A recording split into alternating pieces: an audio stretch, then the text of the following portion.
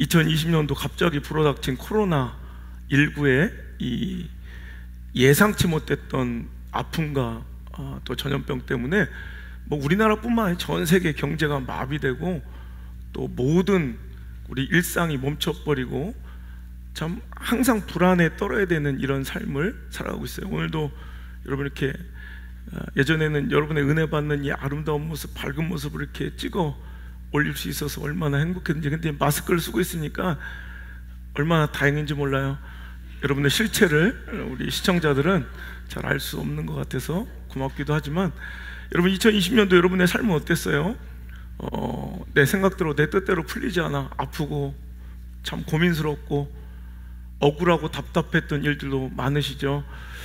우리는 그러면 서로를 위로하기 시작합니다. 걱정 마, 우리 실패는 성공의 어머니잖아. 물론 맞는 말씀입니다. 우리 신앙의 수많은 위인들을 보면 실패와 어려움, 절망의 순간을 딛고 일어나 오히려 그 실패 때문에, 그 위기 때문에, 그 절망 때문에, 그 패배 때문에, 그 시련 때문에, 그 막힘 때문에, 그 질병 때문에, 그 가난 때문에 여러분 오히려 더 멋지고 위대한 인생을 비상하여 날아가는 독수리 같은 인생들이 얼마나 많았습니까? 그런데 여러분, 오늘 여러분에게 진실을 선포할 때인데, 그렇다고 여러분 우리가 착각하지 말아야 될 것은 우리에게 찾아온 모든 실패가 다 가만히 묵혀두면 성공의 어머니로 변하는 건 아니라, 이게 바로 팩트예요. 팩트. 여러분 듣기 싫어도 여러분 저는 위로하고 싶어요. 여러분의 실패가 다 성공이 될 거예요. 오늘 여러분의 실패는 다 모두져서 성공의 어머니가 될 거예요. 저도 이렇게 위로하고 싶습니다만 그건 진실한 사랑이 아니에요. 이건 가짜예요, 가짜. 여러분 아무리 실패가 뭐 수만 번 반복돼도 그럼 실패 엄청나게 많이 한 사람들은 뭐 다 성공하고 잘 되겠네, 그렇지 않아요. 실패가 그냥 실패로 끝나버리는 인생이 실은 훨씬 더 많아요. 뭐 거칠게 표현하면 뭐 방송으로 나갈지 모르겠지만 개고생. 그냥 고생이 고생이고, 실패가 실패고, 질병이 질병이고, 막힘이 막힘이고, 시련이 시련이고. 여러분 여기서 막혀버린 인생, 끝나버린 인생 얼마나 많은지 몰라요. 여러분, 그러니 우리는 결론을 말하면 우리의 오늘 실패를 다 성공의 어머니가 될 수 있도록 잘 이용해서 그 실패를 통해서 더 멋지고 아름다운 인생으로 변화되는 것, 그래서 리스타트, 다시 이 실패를 딛고 절망 가운데 일어나 희망을 향해 전진하는 것, 이것이 바로 오늘 우리에게 이 은혜 현장을 허락하신 하나님의 뜻이고 계획이고 목적인 줄 믿습니다.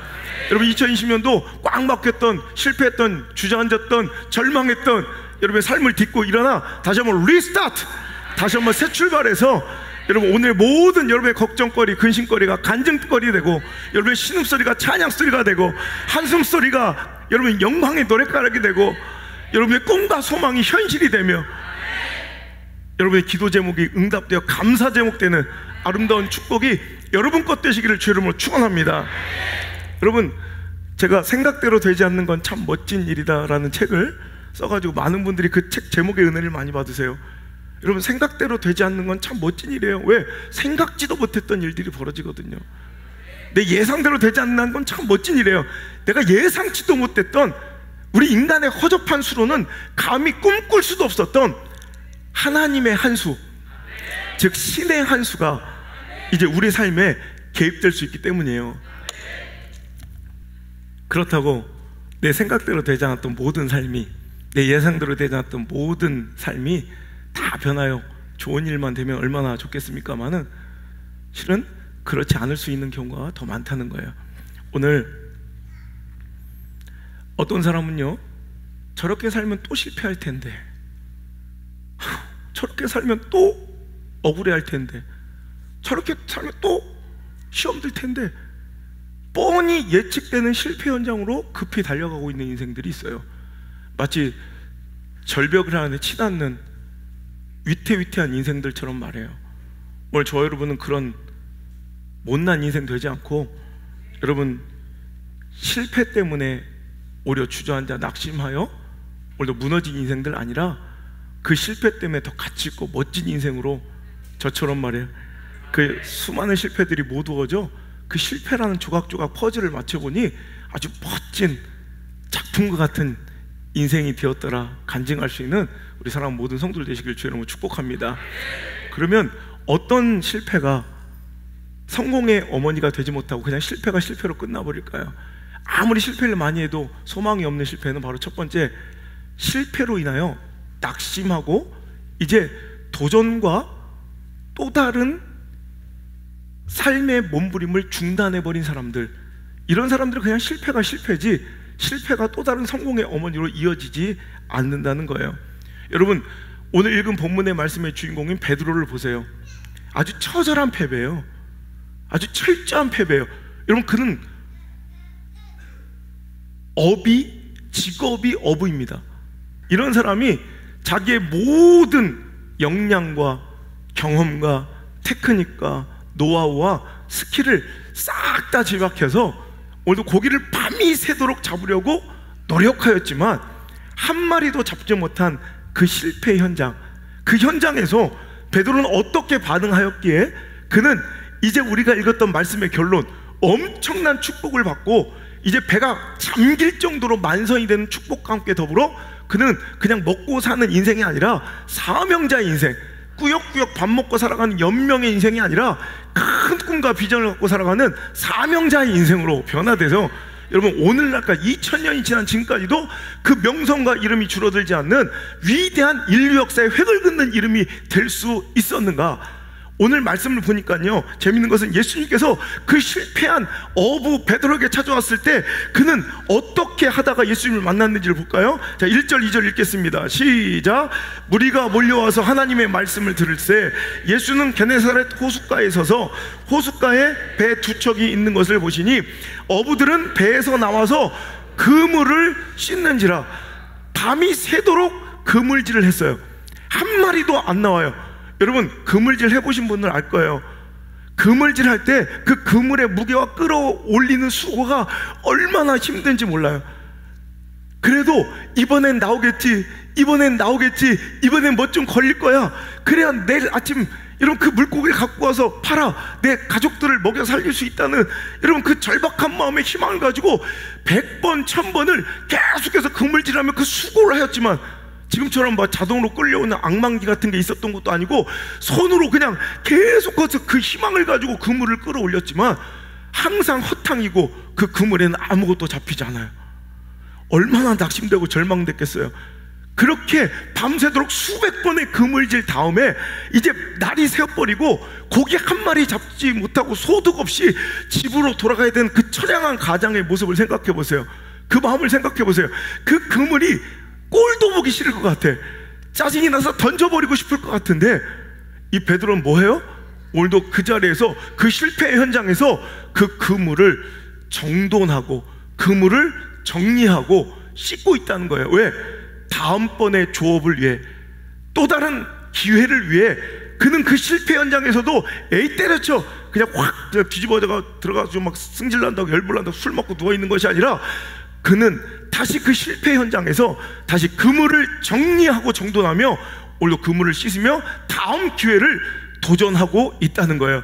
그럴 때 예수님께서 찾아오셔서 그런 자에게, 다음을 준비하고 있는 자에게 기회를 주셨고, 저 깊은 곳에 그물을 던져보라는 하나님의 말씀에 그는 순종하여, 즉각적으로 순종하여 그물을 펼칠 수 있었던 이유는 그가 실패로 인하여 주저하거나 실패로 인하여 중단되거나 실패로 인하여 절망하여 그 모든 그물을 내동댕이 쳐버리고 자기 생업을 포기해버린 것이 아니요, 오늘도 끝까지 그 그물을 씻고 정돈하고 또 다른 도전을 준비하고 있었기에 가능한 일인 줄 믿으시길 바랍니다.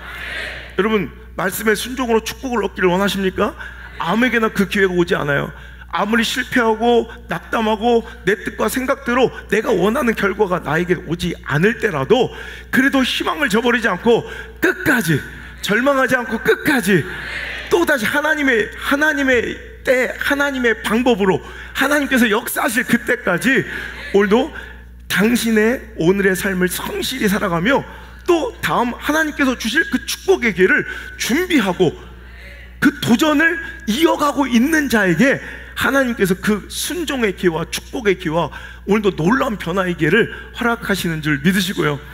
오늘 이 말씀이 무언가를 중단하고 포기하려고 했던 자들, 야 이제는 더 이상 안 되겠다, 아 이제 더 이상 이놈 거 못해 먹겠다라고 뭔가를 종결하고 끝내려고 했던 분들, 여러분 거기서 멈추지 말고 다시 한번 일어나 오늘도 희망의 그 그물질을 다시 한번 시작하시기를 주의 이름으로 축원합니다. 여러분, 우리의 실패 현장에서 들려오는 두 가지 목소리가 있습니다. 하나는 사탄의 목소리고 하나는 하나님의 음성이고 약속입니다. 근데 언제나 늘 이 사탄의 유혹과 꼬심의 소리가 훨씬 더 크게 들리니 문제예요. 우리가 실패합니다. 내 뜻대로 되지 않습니다. 관계 이별을 경험합니다. 진로의 막힘을 경험합니다. 그럴 때마다 우리는 어떤 마귀의 속삭임을 듣게 되냐면, 그들은 꼭 우리를 위하는 척, 마귀는 꼭 나를 되게 위해주는 거 생각하는 척하면서, 야 이제 됐어, 이제 그만 중단해, 야 너 이 정도면 할 만큼 했어, 이제 포기해도 누가 뭐라고 하지 않아, 이제 그만해. 여기에 무슨 소망이 있겠어? 중단과 포기와 절망을 자꾸 우리에게 종용한 그 소리가 있어요. 여러분, 내 감정도 실패 현장에서 자꾸 뭔가를 중단하고 포기하기를 촉구하는 이 감정의 소리에 우리가 노출될 때가 많아요. 여러분, 이건 절대로 하나님의 음성이 아닙니다. 포기하고 끝장내고 중단하고 절망하고 자살하고 항복하는 거, 이거 하나님의 뜻 아닌 줄 기억하시고, 그때 어디선가 이렇게 하나님께서 우리에게 말씀의 개입을 하시는 거예요. 우리에게 음성을 주십니다. 사랑하는 내 아들아, 조금만 더 힘내자. 사랑하는 내 딸아, 조금만 더 힘을 내고 다시 한번 일어나 보거라. 지금 절망처럼 보이는 그 너의 삶의 현장에서 다시 한번 저 깊은 희망의 바다에 다시 한번 순종과 도전의 그물을 던져보셨구나. 저는 소망합니다. 오늘 이 설교가 안호성의 설교가 아니야. 안호성의 말이 아니라, 오늘 이 자리에 있는 여러분들은 물론이요, 우리 미디어 성장 가족들과 파워특강 시청자들이 하나님이 당신을 향한 음성으로, 약속으로 들리길 바랍니다. 오늘 이 말씀이 하나님의 음성으로 나에게 들린다면 하나님의 역사가 이제 당신의 삶 속에서 시작된 거예요. 하나님이 당신 문제에 개입하신 거예요. 우리의 문제가 아무리 클지라도 문제보다 더 크신 하나님을 신뢰하시길 바랍니다. 우리의 삶의 어려움이 아무리 절박하고 클지라도 하나님의 능력과 우리를 향하신 사랑은 그보다 훨씬 더 크심을 믿으시면 아멘. 그거 믿고 살아가는 거예요. 근데 언제나 나를 향한 세상의 조롱과 비난과 사탄과 마귀의 목소리는 너무나도 커서 우리가 깜빡 정신 안 차리면 거기에 속아 넘어가기 쉽다는 거예요. 넌 됐어, 이 정도, 여기에 무슨 소망이 있겠어.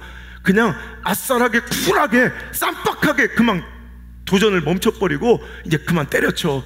그게 너를 위한 일이고 차라리 그게 교회와 하나님께 영광된 일이야. 절대 아니에요. 이거 하나님의 음성 아닙니다. 속지 않길 바라요. 하나님 늘 우리에게 이렇게 얘기하세요. 피투성이라도 좋으니, 내 딸아, 피투성이라도 좋으니 사람만 있어다오. 내 아들아, 피투성이라도 좋으니 제발 사람만 있어다오 하시는 그 하나님의 음성이 여러분에게 또렷이 들리기를 주의 이름으로 축원합니다. 여러분, 제가 10년 정도 전에 우리 교회에서 있었던 일인데, 그때 그 현장에 있었던 분들도 계세요. 우리 옛날 성전이죠. 예배를 드리고 있는데 한 분이 늦게 예배 시간 중간에 들어오시는 거예요. 행색이 너무 남루했어요. 근데 오자마자 이분은 신앙생활 하시는 분이 아니더라고. 딱 보면 알거든요. 뒷자리에 이렇게 앉아서 뭔가 허공을 바라보며 그냥 눈에 초점이 없어. 멍하니 그냥 앉아만 있더라고. 그때 제 설교가 무슨 말씀이었냐면, 왜 죽으려고 해? 왜 포기하려고 해? 그 죽을 용기 있으면 그 용기로 살고, 당신 자살하고 싶으면 좋다. 차라리 그래, 죽어도 좋은데 하나님께 금식기도 한번 드리다가 그럼 굶어 죽어라. 어차피 자살할 거 그럼 그렇게 극단적인 선택하지 말고 하나님께 목숨 바쳐 한번 금식기도 하다가 굶어 죽어라. 그건 절대로 하나님의 뜻과 하나님의 생각이 아니니 속지 마라. 그분이 그때부터 막 펑펑 울기 시작하는데, 그리고 나서 예배가 끝나고 사람들은 다 나가는데 그분은 그 자리에 멈춰서 움직이질 않더라고요. 내버려 뒀어요. 근데 그 다음 날부터 새벽 기도를 계속 나오기 시작하는 거예요. 그러다가 나중에 그분이 이제 오늘 없어졌어. 그러면서 몇 달 뒤에 그분이 돌아왔는데 난 그분인 줄 몰랐어요. 너무 멀끔하고 너무 잘생기고 아주 핸섬한 분이 딱 들어오는데 보니까 그분이야. 나중에 대해서 그분의 이야기를 들었는데 알고 보니까 아주 뭐 명문 대학을 나오고 남부를 것 없이 살다가 무엇인가 하나 꼬이기 시작하더니 그것이 계속 걷잡을 수 없이 인생을 실패로 몰고 가 어느 순간 직업도 잃고 가족도 잃어 혼자가 되고 이제 뭘 해야 될지 알지 못한 채로 완전히 빈털터리가 돼요. 이제 많은 회사에 자기가 이제 그 입사 원서를 냈는데 다 탈락한 어느 날 이제 더 이상 소망이 없다. 이게 마지막 소망을 가지고 많은 이제 입사 공고에 다 자기가 그 늦은 나이지만 자기가 이제 막 다 넣어봤대요. 여기서 연락이 안 오면 이제 자기는 인생 끝나는 거다. 연락이 한 통도 안 오더래요. 그래서 그는 자살을 결심하고 그냥 정처 없이 그냥 끝까지 달려온 거예요. 기름 떨어질 때까지. 그리고 이제 차도 버리고 이제 죽으려고 저 간절곶으로 가다가 희한하게 음악 소리가 막 들리던 그 음악 소리가 찬송가인지 뭔지도 모르는데 자기를 막 부르는 것 같더래요. 옛날 교회 아시죠? 방음도 안 되고 방음이 필요가 없었어요. 왜 이 허허 벌판에 우리 교회밖에 없으니까. 그러니까 여러분 그 소리에 이끌려서 들어왔다가 갑자기 처음 드리는 예배와 설교에서 너 왜 죽으려고 해? 죽어도 좋은데 자살하려면 차라리 금식 기도하다 죽어. 목숨 걸고 기도하다 죽어. 그 말이 자기를 향해 하시는 말씀으로 들리더래. 말씀이 들리면 축복입니다. 말씀이 들리면 이제부터 하나님의 개입이 시작된 거고 역사가 이루어지는 거예요. 그래서 그가 그 다음날부터 뭔지도 모르요. 새벽 기도가 뭔지도 모르지만 할 때 그냥 무조건 나와서 그냥 하나님 나 좀 살려주세요. 하나님 나 이렇게 기도만 했대.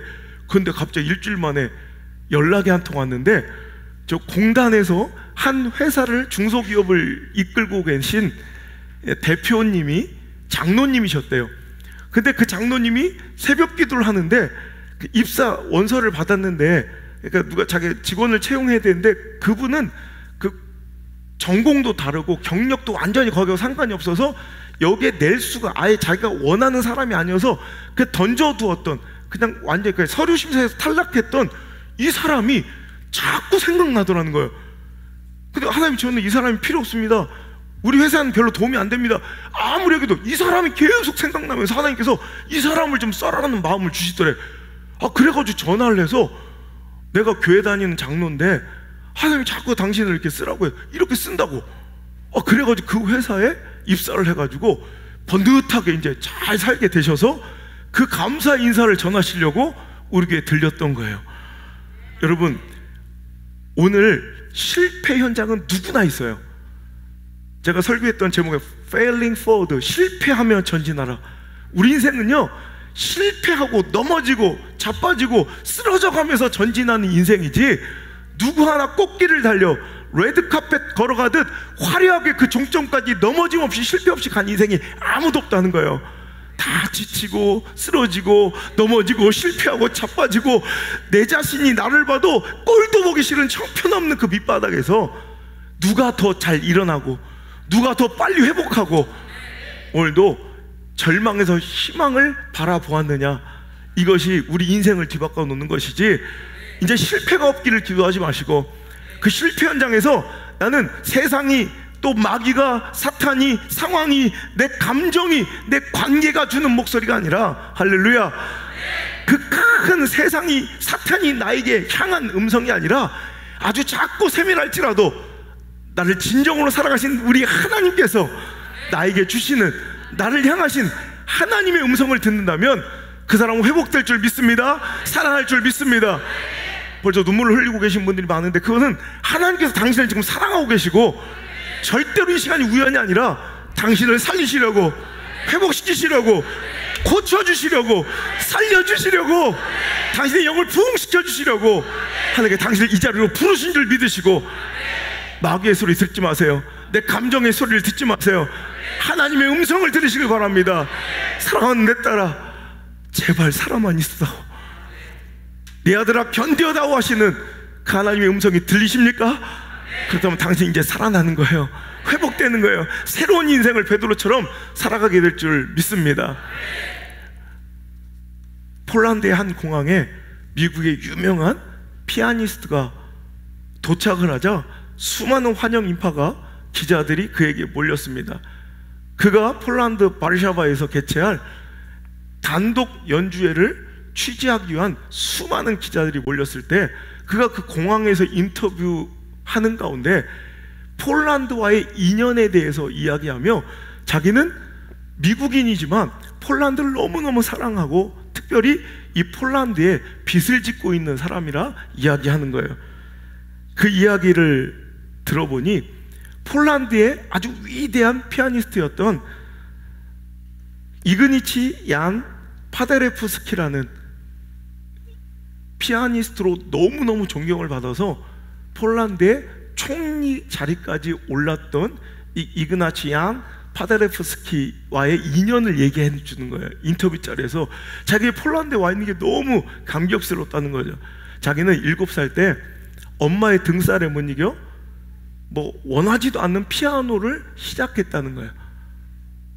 재미도 없고 막 엄마의 강요에 의해서, 압박에 의해서 막 이제 할 수 없이 피아노를 치는데 9살 되었을 때 뉴욕에서 열린 이 파데레프스키의 단독 피아노 연주회 공연에 엄마 때문에 할 수 없이 손을 잡고 그 연주회에 참여하게 되었는데, 9살짜리 꼬맹이에게는 그 파데레프스키가 누군지도 모르고, 물론 나이를 먹어도 모르겠지만, 그리고 재미도 없고 그 연주자의 심오하고 깊이 있는 연주 세계를 이해도 못한 그 9살짜리 꼬맹이는 지루하고 하품만 나오는 시간이 이어지고 있었어요.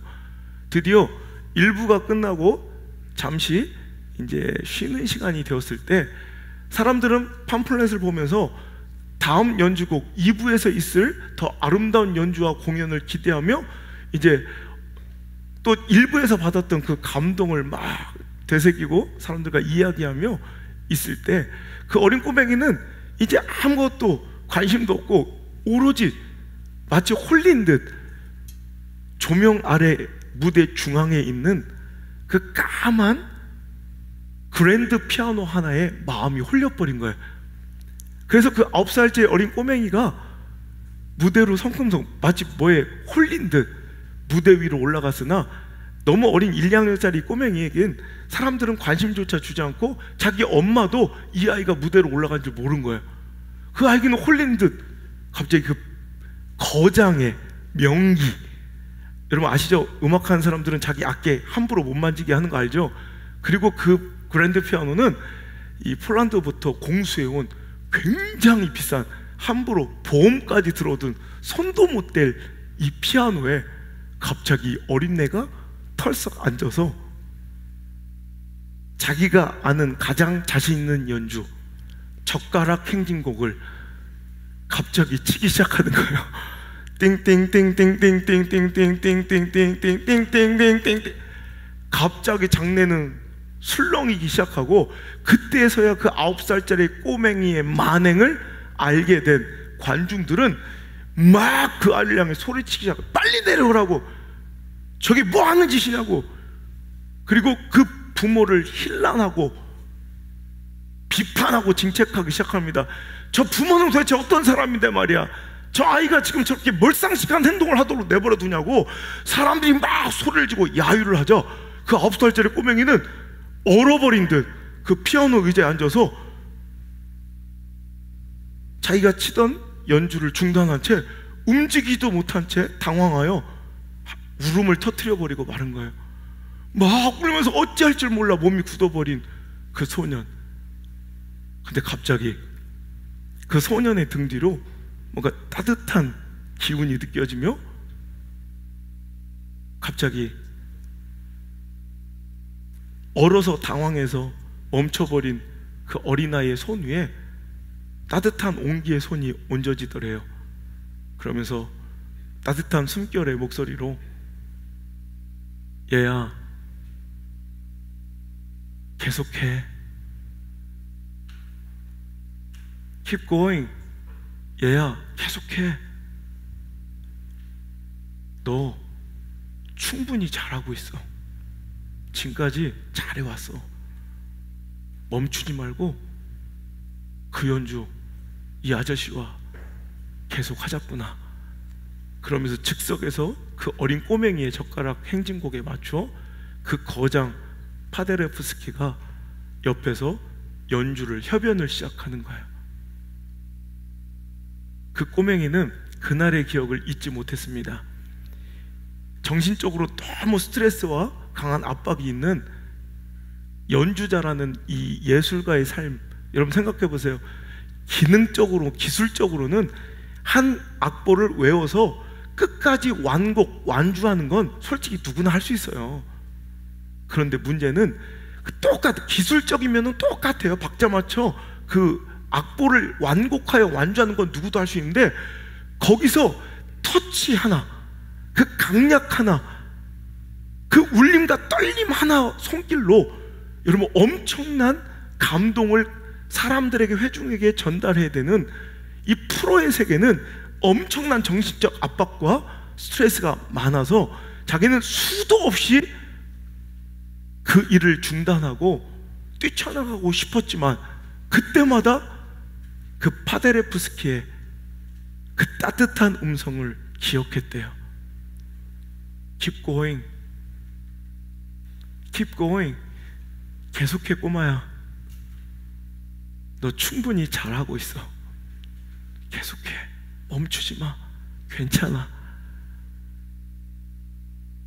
오늘 이 설교가 여러분과 여러분의 가정, 또 자녀를 향한 하나님의 따뜻한 숨결과 그 음성과 약속되길 바랍니다.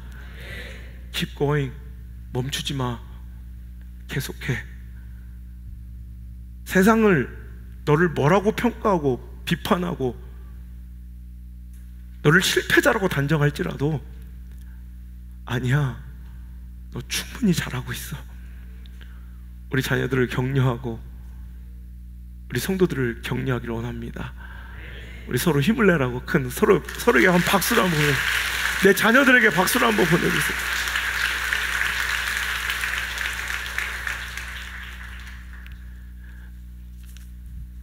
제가 5년 전 이 성전을 질 때네요. 여러분 아시는 분들은 다 아시지만 2015년도에 저는 인생과 목회 위기를 만났습니다. 내 인생 가장 비참했고, 내 인생 가장 실망스럽고, 내 인생 사람들에게 가장 큰 상처를 받았어요. 누가 원망스럽고 미워서가 아니라 그냥 내 자신이 자신이 없더라고요. 더 이상 목회를 이어갈 자신이. 그래서 우리 성도들은 아시죠? 제가 목회를 그만두려고 후임자를 구하고 목회를 접으려고 했을 뿐 아니라, 얼마 전 제가 설교했을 때 그 설교 제목이 그때 나온 거예요. 어느 순간 보면 내가 우울한 노래에 빠져있고, 어느 날 내가 정신 차려보니까 내가 여전히 저는 집회를 다니며 방송을 이렇게 하고 있지만, 그때 호텔방에서 자살할 때 듣고 싶은 노래 리스트를 유튜브에서 듣고 있는 나를 발견하고 내가 깜짝 놀랐어요.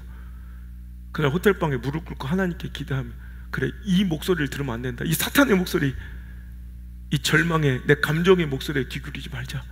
하나님이 나를 향하신 목소리를 들어보자. 그때 제가 썼던 그 메모가 여러분이 얼마 전에 전했던 설교 제목이에요. 죽고 싶은 것이 아니다. 당신은 죽고 싶은 게 아니야. 그렇게 살고 싶지 않은 거지. 아멘. 속지 마세요. 난 죽고 싶은 게 아니라 그렇게 살고 싶지 않은 거야. 이제 변화되시길 바랍니다. 그날 제가 죽고 싶은 인간적 절망과 고통 속에 또 목회를 다 내려놓고 싶었던 그 순간에 제가 하나님께 매달려 기도할 때 하나님께 주셨던 그 음성이 바로 이 음성이에요. Keep going. 호성아, 계속해. 안 목사, 너 충분히 잘하고 있어.